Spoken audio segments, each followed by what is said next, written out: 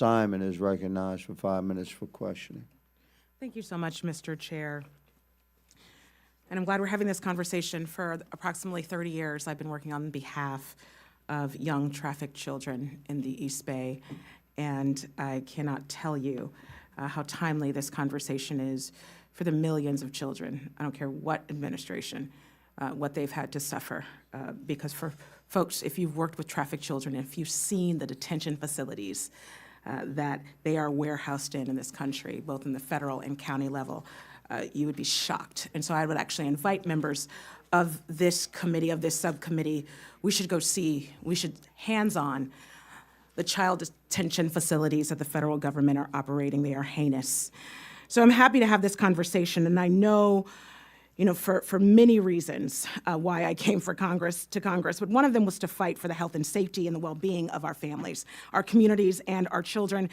I'm clearly not alone in this fight, and when the Trump administration abruptly terminated funding for legal services for unaccompanied children, yes, many of them trafficked, California's Attorney General, Rob Bonta, led 20 attorneys generals in challenging that decision. President Trump is forcing toddlers, many have seen it, toddlers, many of which who do not speak English, to represent themselves in immigration court. I want to thank Attorney General Rob Bonta for his leadership. California has a strong intent and interest in protecting the legal rights of unaccompanied children.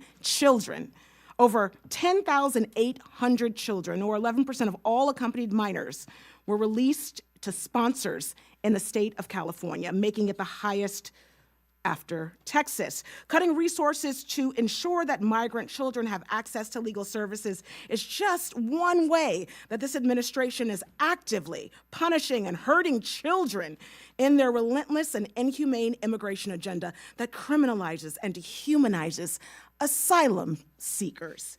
In May 2025, the Trump administration had filed a motion to completely terminate a nearly 30-year agreement which dictates the basic human rights of children, migrant children, trafficked children in detention. Terminated that agreement. The Flores Agreement limits how long migrant children can be detained, and it also requires that government provide children with adequate food. Seems like the floor, right? Adequate food, adequate water, and other necessities like clean clothing and underwear. This administration terminated that agreement. The Trump administration is also working to end the requirement for those basic human rights of children who are seeking asylum. These children are whom some would consider the most vulnerable and at risk in our country. The administration also wants to keep migrant children in custody. These children are shackled.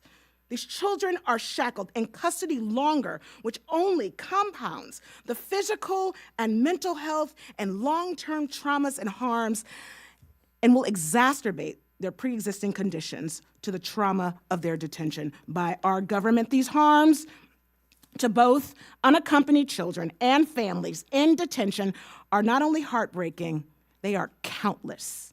ICE is detaining children with cancer and pregnant women, that's fact, without adequate medical care or due process. There are migrant detainees being held without access to natural light or recreation at Dilley Family Detention Center, which is a warehouse for people in the great state of Texas. There's a lack of clean water for children, and children are not eating.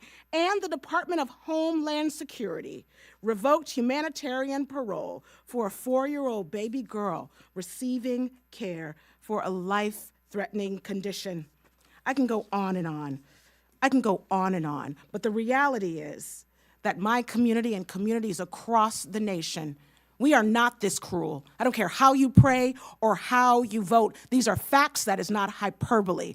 Children of Abraham, we got to look at the facts. We are detaining, warehousing, and denying unaccompanied children who were seeking asylum, not only due process, but access to medical care, access to clean clothes, access to drinking water, access to attorneys. I'll yield back.